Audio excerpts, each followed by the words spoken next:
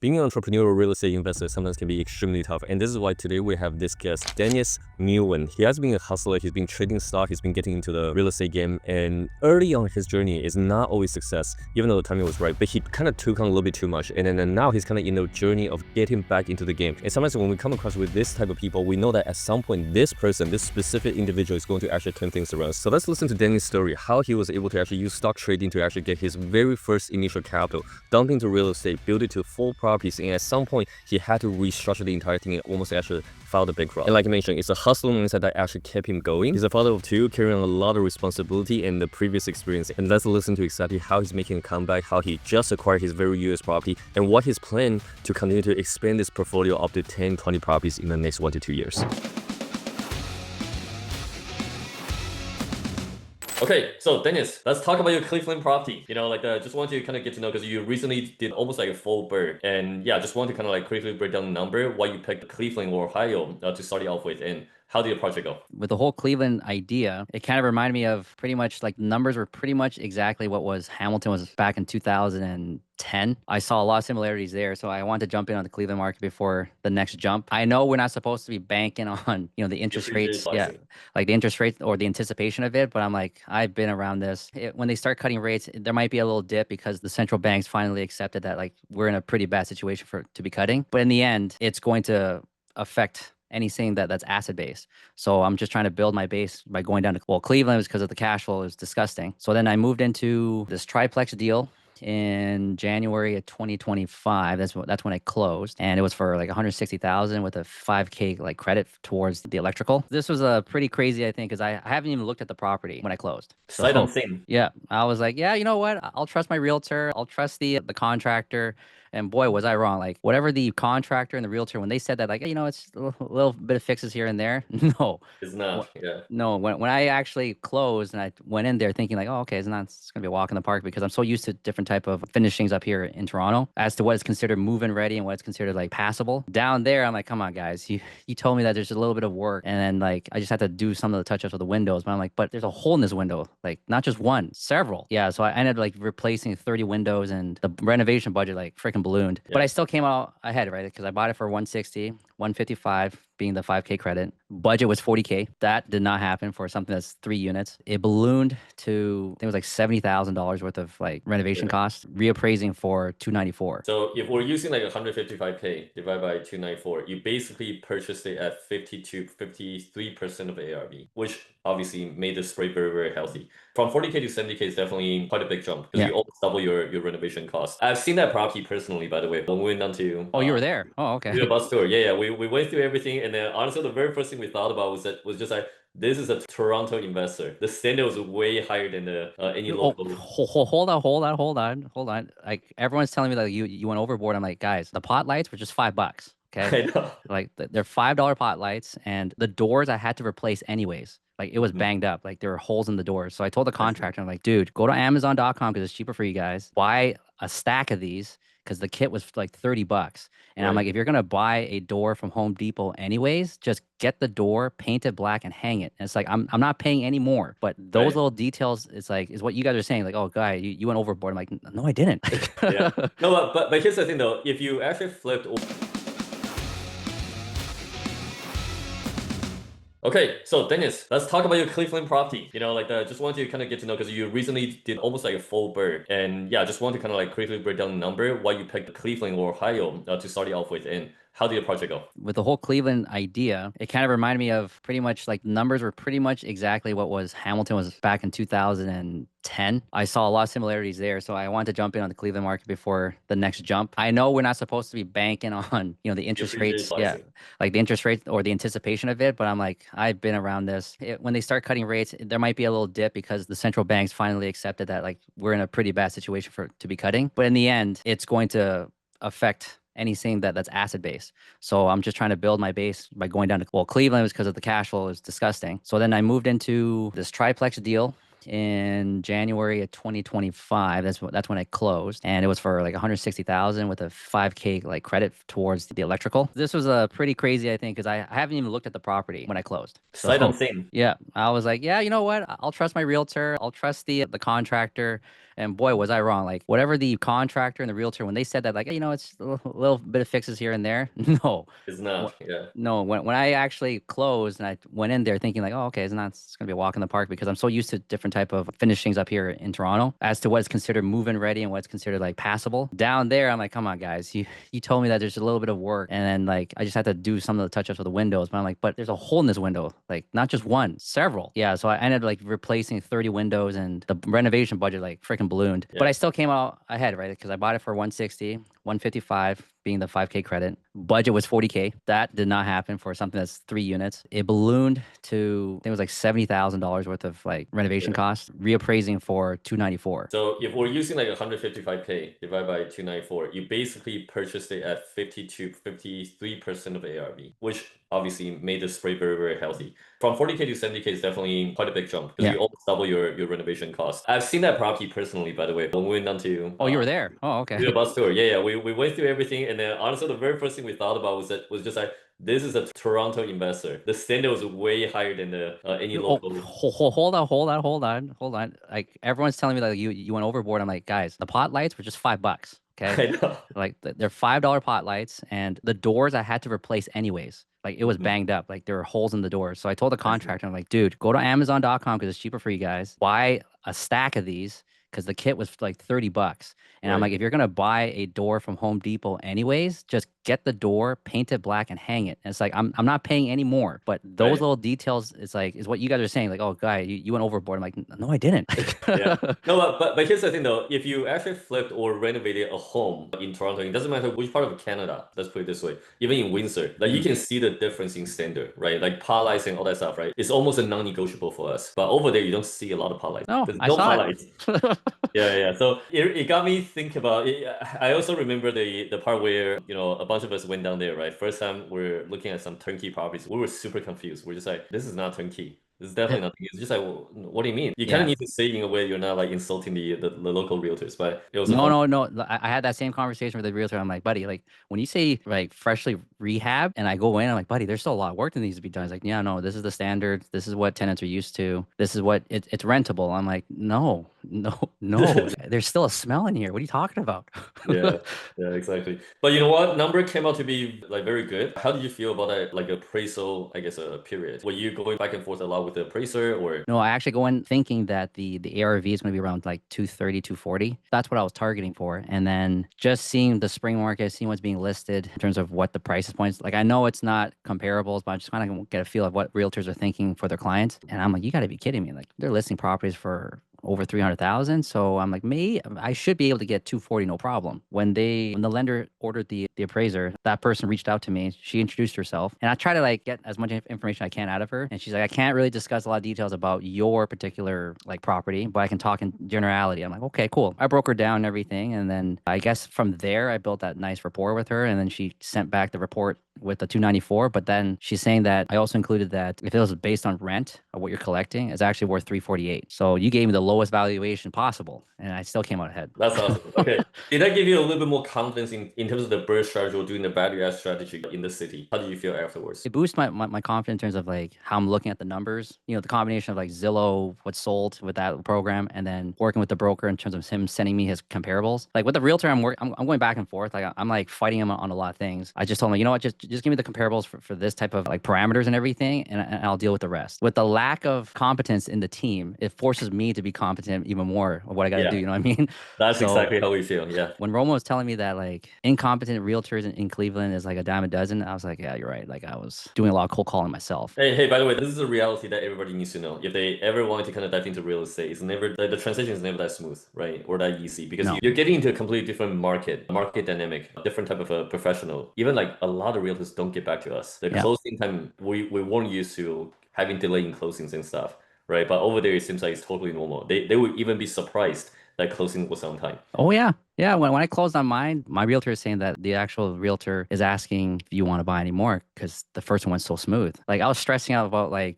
I was on top of my broker. Hey, you have all the documentation. Is like everything good? Is everything like I just want to make sure that I close on time. He's like, don't worry, it's things like this. They do get delayed and everything. I'm like, but I don't want to be delayed. I gotta close this because I want to avoid any penalties. It was a different ball game down in Cleveland, and to do it all remotely, it was insane. If you were to do it over again, what would be the things that you don't do, or what would be the things that you definitely would focus on? I would be on site more just to do the site walk before I place the offer. But then if I'm doing that, I have to line up all these potential viewings and I have to really coordinate that with how busy my schedule is. But to be honest, it's just if this was my first deal, most of the things would still pretty much overlap because the contractor I'm working with right now, he understands my flavor, like as to what I'm trying to do.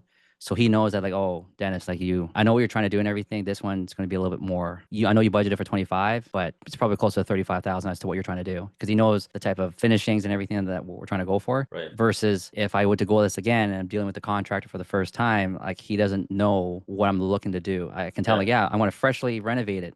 He has no idea what that means in terms of my definition. Same thing with the Yeah, realtor. yeah. He thinks about different things. Yeah. Yeah. That's pretty cool.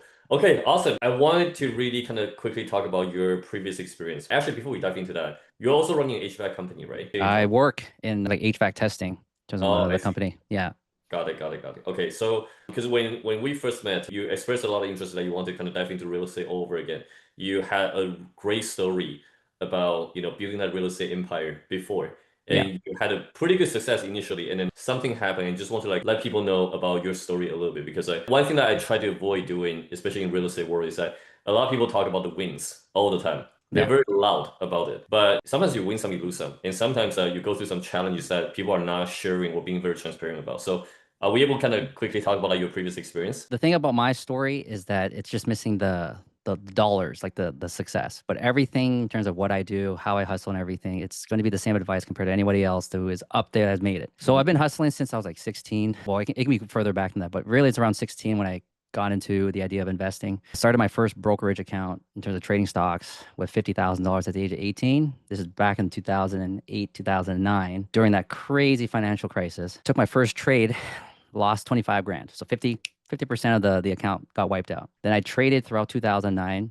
March in 2009 was when the market bottomed and everything started to fly. And then I said, you know what? My heart can't take this type of stress anymore. I need to find something that's a little bit more stable and I was looking for cash flowing type of like investments. So I got into real estate at the time. Toronto market relative to your income was still expensive. So I'm like, nope. For a guy like me that was just 18 making part-time income of like less than 12 grand a year, how the hell am I going to get into real estate? This is the problem. What I notice about people today is that like I don't have enough money to get involved. And it's like nobody. It's not really money or knowledge and everything. It's just your attitude. Like you got to get involved. There are aspects to the real estate market where you can get involved in. So for me, it's like, okay, I make $12,000 a year. How am I going to get into the real estate market? Then I saw Hamilton. Like my brother was looking into Hamilton market and he's like, bro, you can buy an apartment with a credit card, right? I'm like, what? What are you talking about buying an apartment with a credit card? And I saw the prices and I'm like, what? I saw a shack, like a bungalow shack was going for $39,000. And I was like, you can literally buy this with a credit card. So I started shopping around. I spoke to a realtor. He saw how young I was. He was not taking me seriously. Mhm. None of the mortgage brokers were taking me seriously because I looked so young, but I pushed forward anyways. And then I think it was 2010 or 2011, bought the first property. It took us only $7,000 just to control the property because the 5% down. And back then, the land transfer tax was completely waived. It wasn't this stupid like $4,000 to $8,000 credit you get. It's Yeah. completely waived. So bought the first one. It was we converted into a duplex. Everyone was warning me that like, you sure you want to deal with Hamilton tenants? I'm like, yeah, Yes. because of the We don't cash flow. know. Yeah, I didn't know, right? Got into it. And then I was like, you know what? This is crazy. Like I was so gung ho that I didn't get the first property like fully stabilized. I'm like, no, I want another one. So first one, you converted into units and you started cash flowing basically. No, I saw the potential cash flowing. Oh, I see. Remember, this is me using the power of Google, no experience around me, just Google it and me, right? And a bunch of like other people that were saying that, yeah, go for it, like my friends. So I got in thinking that like, oh man, I'm going to be a billionaire by the time I'm 30, right? So I got into the first one. I managed to get one tenant, but it's not fully stabilized. Like that one tenant was covering the mortgage and all the carrying costs on it. So the second tenant would have been profit. I was just waiting on that. But the second unit wasn't as desirable because it was on the second floor and it's kind of like cramped. But I'm like, I should be able to find somebody while I was looking for the second property. Got the second property, and during back then, the people are saying, "Hey, man, Hamilton, the local residents here, they hate investors." I'm like, what do you mean? It's like you're gonna get neighbors are gonna complain about you investors, so just be careful. I'm like, okay. Anyways, got in on the second one, and yeah, there just a couple streets down, there is an owner that was just complaining to the city that like you better be zoned to be a duplex or triplex. If not, I'm going to rat on you. I'm like, okay. But got the second one, and this property in particular is the one that gave me the biggest headache. It was a duplex. First tenant took a chance on her. She had bankruptcy on file, but she was pretty honest. Took a chance on her. She was my best tenant. The Oh, second tenant, oh my goodness, this guy stayed in my property for total of like I think it was like 14 months, but out of the 14 months, he didn't pay for 9. Took wow. me, and the only reason like this is how messed up the landlord tenant board like laws here. He showed up to court with photocopied documents saying that he paid me, and I'm Oh, like, he forged it. we're saying he forged them, like produced the originals, but the judge was like, no, no, no, we're going to omit this as evidence and everything. I was like, but I have an affidavit form from my manager. I have my own online statements showing that like this money is not hitting my account. But like, no, we're gonna let you or force you to work with this tenant so that he can pay you $400 a week for 6 weeks plus the monthly rent. I'm like, Judge, how are you going to assume that this guy can do it if he can't even pay the monthly rent, which was like $700? You're gonna get this guy to pay $400 a week plus the rent? We're gonna be back here again. So Landlord tenant board, by the way, landlord tenant is the landlord tenant or residential tenancy act. It used to be called Tenant Protection Act, just so you know. Yeah. it was So rigged. Okay. yeah. So that's also one thing that I recognize that the entire thing was built to protect tenants, which I could understand before. But the more and more stories like this happens, and we're still not shifting away from making it a little bit more fair for both ends. This is Yeah. really the reason why people stop, opting out or not considering building more rental units for the marketplace. You would have to be a big like a hedge fund just to have like 10,000 units to average out your losses with these type of tenants. But for Yeah. small timers like us, like we got to get out of here. It's not going to make it because one deal can crush us. Yeah. So Okay. So how did you get through the second unit? And how did you continue to building up to like 5 locations or 5 properties? so that was the second one. And then I figured, you know what, I'm cash flowing a little bit and everything. I got into working in the bank. So then the third one, I was just talking to my now wife right now that, you know what, I don't want you renting. Like it's paying rent at that point was just a waste of money. Let's buy a place in Toronto. But we house hacked it, right? We bought a Yes. single family home. It had a side entrance and everything. Like we're looking for like key type of layouts just to convert into 3 units. So we did that, got a place in Toronto, house hacked it, and that was the third property. Then the fourth one was a pre-construction deal with a friend, and it was like a 2 bedroom plus den with 2 washrooms. It was like considered a penthouse in this development, but we got into that. And then the fifth one, oh, this is what really sunk me here. It was an Oshawa flip, bought it for 245, and it was supposed to be like we were trying to sell it for like 350 after when it's all done. But again, this was me being 24, getting involved in a flip out in Oshawa. And it did not work out. And it like costing me like a $50,000 loss. Plus, I had to liquidate the other 2 properties. And when I went to your mixer event last year in November, talking to what was his name? Roland?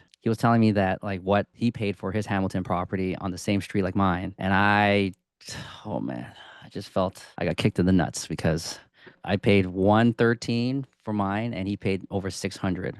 And I'm Yeah. like, are you kidding me? You had to cover your loss for the Oshawa property. That's why you sold the other 2 properties. Yeah, I had to because this Oshawa, this is like over leveraged. Like I Hmm. had a first mortgage, then I had a second mortgage on top, which they're starting the proceedings of like the power of sale. I was trying to close on a brick and mortar business at the time because we had 2 partners where we need to use that entity to create like a shell company for another bigger company out in India.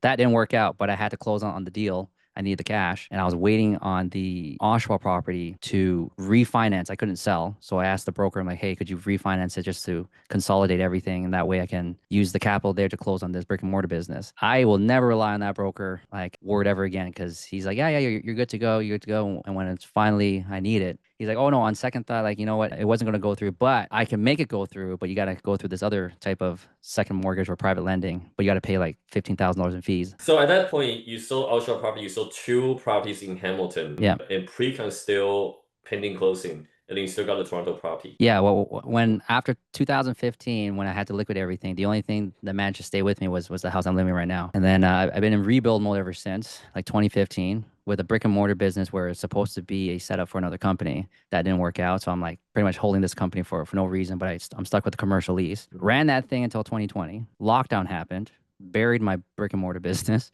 and then that's where it led into the whole discussion with the bankruptcy in 2021, Got it. right? Let's take a little step back here. I want to know your thoughts because after going through this, by the way, Dennis, you're the type of person who will grind, who will do everything it takes. You have one thing that most people, 95% of people, probably even more, don't have, which is courage. And honestly, in entrepreneurship, real estate investing, or business in general, is the courage that takes people to the next step, Mm-hmm. right? So, and I do believe that you are also very into self-development, that you have the right mindset and everything, and you will do everything for your family and kids. Now, the question here is that looking back, if there's a couple of things that you can change to potentially shift this trajectory of your journey, what would those be? Just kind of like because people So also want to know like what you learned from those lessons. So like it's gonna come off as like kind of like a plug here, but it's not. If I were to change one thing, is and that it's pretty much getting plugged into a community or other like-minded people who pretty much done this. They know what they're doing, and they're just gonna teach you the ropes, and hopefully they can teach you the ropes for free. But nowadays, it comes with a cost now. That's the only thing I would have changed because someone would have told me a different angle of like managing from one property to the next, other strategies other than like long-term tenants. There's other like today there's short-term rentals and everything. So many different exit strategies, but I was not aware of it because I'm just so focused on trying to acquire properties back then. That's what I took in terms of adjusting this time around. I found you guys. I said like I'm not going through that headache again of like that was a huge costly mistake of like just doing it on my own. So when I heard about you guys and like you guys have like a team set in place, I'm like good. I don't have to worry about that. I just gotta plug myself in, create a little step by step with me, like okay, what's the next step? What's the next step? And then eventually I'm gonna end up with owning a property. Right, like you guys laid out saying like, okay, well, how much capital you want to work with, how much time you have, like you broke me down, right? Mm, And you gave me the expectation as to what I should be doing, what I potentially can do. And I mhm, said, like, you know what, I got to get a place within 30 days. That didn't happen, right? Okay, because I was shopping in December, like no one was really selling as much because mhm. no one's really answering my calls, but I tried. But Yeah. instead of being 30 days, I ended up doing it in 60 days. So Still compress the time. Looking back though, if you had a choice, would you try to like go for that refinance process for the ultra property? Like, would that be an option for you, or that just wouldn't be an option? So during that time, like I was under so much stress, like so much stress. I was losing my hair. I had alopecia all over the side of my head and everything. My barber was saying like, are you okay and everything like that? Because those spots ended up being like gray spots on my head. Not the color you see on my skin, it was like just gray spots. Like my wife was worried, my friends were worried, and it's like I was under so much financial stress. If I could refinance, yeah, it would have saved my portfolio, and I would potentially be unloading in 2021 with $3 million in the cash, yeah, I definitely would have chose that. But that Oshawa property, like I said, it was 245 at the 2020 peak or 2021 peak pricing. Comparables are going for like 1.1 million. I know. It I know. was disgusting. I was like, what? Yeah. Yeah, because Oshawa, by the way, when I first I looked into Oshawa, everybody was also saying the exact same thing about Oshawa compared to Hamilton, right? And that's when I knew that, okay, this city is like nobody's paying attention to it. There's probably a lot of opportunities. But for us, it's like we're already in Hamilton. Yeah, And there's also St. Catharines, there's a Brantford like around us. So we didn't really need to like expand it elsewhere. London was also really picking up. But yeah, yeah, if you go east, Pickering, Oshawa, right now it's a Belford. It's kind of picking up, but it's just like yeah, those times like if you're actually able to have the conviction to hold on to it for a little bit longer, yeah, a lot of people ended up creating wealth accidentally, just by holding it a little bit longer.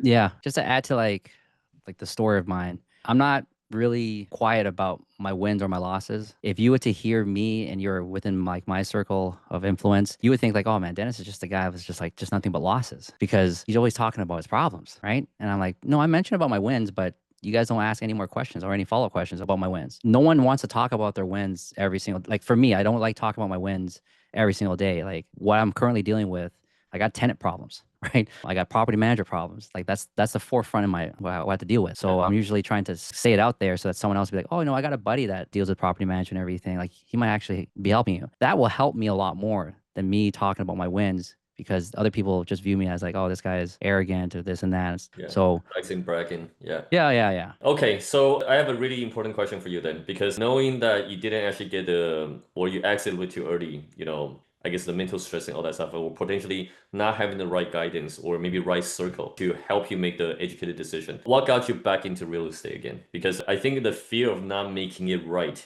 or the fear of repeating the same mistakes will always be kind of in the back of your head. How did you overcome that fear? That did not scare me at the time because when my portfolio like imploded from 2015 to 2020, so my 5-year commercial lease, I had to figure out how to step away from this business. I was stuck in a retail jail pretty much. I couldn't move. I tried to figure out how I can get involved into real estate, but I was like, I'm really locked up on the capital and the time. Like I was working 80 hours a week at this retail place because the other two partners, they disappeared. I was stuck with this massive commercial lease. Like we're talking about like close to 7 grand a month that I had to shoulder on top of everything else I got going. So if that business didn't happen, I would have pretty much jumped back into real estate in 2015 when my portfolio imploded. I just got to figure out how to come up with the cash and everything. Maybe I would have gotten to wholesaling back then, but I wasn't kind of fearful. I knew the answer, which is, okay, I'm getting back in. I'm going to find a group that can pretty much do all the legwork for me in terms of like all the homework and then just plug in. That was my mindset back then, right? I see. Okay, so fear was never an issue for you. It's just reassessing your focus and obviously the resource allocation. When did you have kids, by the way? 2022. 2022. Okay. Okay. So as you're going through, and by the way, did that change your mindset? I mean, I wouldn't say okay. To the average person, they think I'm risky. The stuff I'm doing, like, come on, I'm investing Cleveland remotely here, Yeah. right? Yeah, that's true.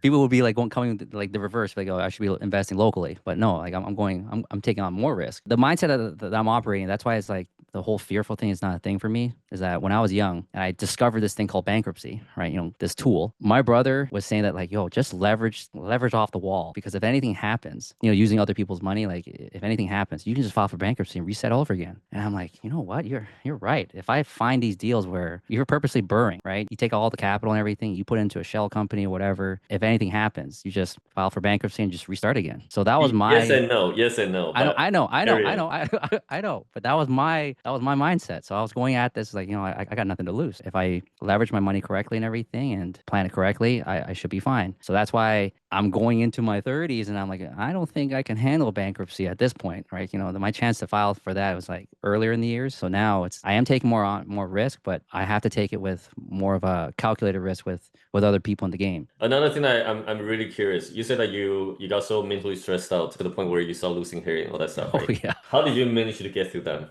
At the end of the day, entrepreneurship is all about proportional to the stress that you can take. The more stress you can take on, the more money, wealth you can actually build. The more things you can do. If your risk tolerance or your stress tolerance is not that high, it's directly proportional to the income and wealth that you can build, right? I'm a big believer in that. So going through that, help me understand how you recalibrate your mind. Okay, if I were to sum it up as to how I'm managing, because I talk out loud like a lot. When you're around me, like you're gonna know all my problems. Like, yeah, Dennis, this guy, he's going through a lot. When I come to you and I talk to you, it's not like you don't know what I'm going through. And for me, it's like if I talk it with someone, great. But you and I were talking that like, my circle of influence, they're not in the game, like in the real estate game. So it's kind of hard for me to talk to someone that can relate. Like I don't mind talking to someone that can be, oh, things are gonna be fine, things are gonna be great. Dennis, you've been doing this for quite some time and everything. I believe in you. It's like, okay, I need to talk to somebody that's actually is involved that can actually give me some solutions. But for me, in terms of how I dealt with it throughout this whole entire time was just me just talking to other people, just to hear my thoughts out loud to see if I'm thinking clearly. Yeah, and I think you're spot on when it comes to, the things that you can do differently. Just so you know, how I handle the stress is also talking out loud, but I'm very selective with the people that I'm sharing my problems with. And by the way, I don't mean like hiding the problems or anything. It's just like I want to make sure the people that I'm talking to and addressing or giving advice on my problems needs to be someone who have dealt with the Yeah, same issue before, right? Because then conversation became very, very productive. It's just, okay, you do this, you try that, and if that doesn't work out, you try the second thing, right? And then you go through the list. And yeah, almost all the time when you're talking to people who have gone through the same problem, they already cracked the code, which also means that in the next 30 to 60 days, if you're talking to the right people and you're receiving the advice directly from that person, you can almost guarantee you compress the time and get to that result. And sometimes I also find that talking too much about the struggle or problem, sometimes you will compound the pain in our head. I don't know if you feel the same way or you feel like at least you get to release it like out of your system a little bit, but that's typically how I feel. yeah. Like for me, I was had this little belief that as long as I think about the problem, like going to bed, my mind and my sleep is just going to figure out the solution the minute I wake up. Whether that be is like I wake up, it's like, okay, I subconsciously want to Google something, and then I start reading it, not knowing that that was actually a solution to the problem I was thinking about the night before. So I always go to bed just thinking about like, okay, not what my problem is, like, oh, lack of money. It's like, no, I'm thinking like, how am I going to make more money? Like, how am I going to buy that real estate? Like, how am I going to loosen up my time just to get involved in real estate? Like, these are the type of questions I tell myself in my head when I go to bed. Versus the average person that I believe is like they're just talking about like, I wish I can have that type of lifestyle, or I wish I can go on that vacation, or it's like your brain doesn't really work. And I got that from, I think it was Robert Kiyosaki, that like you gotta train your mind to start thinking of solutions for you. So that stuck with me when I read his book back when I was 18. And it's like, yep, that actually holds true. Like your mind is a muscle. You gotta train it. Like we are not weak-minded people. This real estate can crush you. Yes. Okay. What's your drive and motivation? Because obviously, working hard is always in your dictionary, right? It's always in you. Like you have no problem working up to like 8 hours a week, whereas most people try to do 35 to 40 max. Oh man, the generation today that are crying about like, oh, we should do like 4-day work weeks. I'm Yeah. like, but why? Like you just 20. Like get some life experience and appreciate why someone working 40 hours a week is asking to just have 4-day work weeks. You just started life and you're crying right now. But anyways, Yeah. that's another story. Uh, Where's your drive though? Like how did you get that drive and motivation to keep it going? you really want the root of it. It's like we're Asian here, so I don't know if it's the same thing with you, but my parents were control freaks. They wanted to pretty much tell me as to what I can or cannot do, and because of that limiting factor, where we don't get allowance. When I heard the concept of allowance when I was a kid, I was like, you get paid to do chores that I have to do on a regular basis. Like I have to get a job. Like I did the newspaper route and everything, and try to make my own money because I realized early on that like if you make your own money, you have options. You can do whatever you want to do. So that's where most of my drive was. Is that like, you know what, mom, I'm going to be rich, so I don't have to Listen to ask you. you. Right? Yeah, I was like, that's it, mom. Like once I have my own money, like there's no control over me now, right? So that's where I got into the hustling and everything, and I was trying to figure out like what I got to do to make money really quickly. So Mhm. that's where most of the motivation came from in the beginning. Then it transformed into just trying to strive for that lifestyle, that like money buys you options of what you can do in life. And I didn't like the idea that, if you have a career working 2,000 hours a year, which is roughly full time, which it is full time, that you work for 3 weeks of vacation that's paid, this and that. And it's like, there's not really much options. Like I need to have money working for me. Mhm. So that's where most of the drive came from. It was That's awesome. me trying to get out of my parents' like grip of control. Interesting, interesting. Everybody's motivation is a little bit different. Yeah. Okay. So that's been your main driver. Where do you want to go though? Let's quickly talk about that because I see the way that you work and everything. I see that you have a very healthy mindset. You currently also are doing a social media challenge that you're basically Oh uh, yeah, yeah, yeah, a yeah. real like every single day to talk about the mindset, the grind, the grit, and all that stuff, right? But where do you want to go? Let's start with there. This question kind of rooted from a client that I had owning the brick and mortar business, that he kind of challenged me the same way. It's like, all this drive you're doing, all this crazy amount of hours you're working, what's it for? And it's like, well, hopefully I achieve that lifestyle that like I'll have like options for my family, that one day I can just get up and go and travel and all that stuff. And he said, okay, yeah, okay, let's go a little bit further, like deeper than that. Like what is it really? And through this back and forth, this conversation, he's like, what you're actually going after is an emotion. It's happiness. Right. And it's like, what is that you're not able to do right now that you have to wait to achieve all these things to get it later? Like, and you said it's happiness, right? Spending time with the family. Like, why can't you do that now? I always thought about that. And it's like, yeah, okay, I can experience that, but the money makes it so much easier to enjoy life, right? Like instead of flying economy to anywhere, if I have the money to do first class or business class, I'm gonna do that. I had to taste a little bit of both, of like being able to live like everybody else or have a little bit of money and just enjoy life a little bit better. Like instead of you trying to take the TTC to the CNE right now to the exhibition, I can park at the exhibition and just pay that $30. But the average person is thinking like, oh, $30, I can't afford that. That's pretty much where my mind is at right now. Keep chasing more options basically in life and Yeah. try to provide. You know about today, like everyone's complaining about like the cost of living. You can't sit and do nothing about it. It's just going to get worse every single year. I see. Okay. So what's your next step? Like I actually really want to like get more clear with the goal here, right? Like what's more options to you? Like because everything you mentioned, I'm actually glad that you mentioned that it goes way deeper than that with your emotion. This part, honestly, is the most important part in our discussion right now. There is way more layer to that. It's not just the material stuff. The truth is the materials will get you distracted. I describe happiness like this. The reason why we misunderstood that materials or certain things makes us happy is because we're constantly looking for something that's a little bit nicer.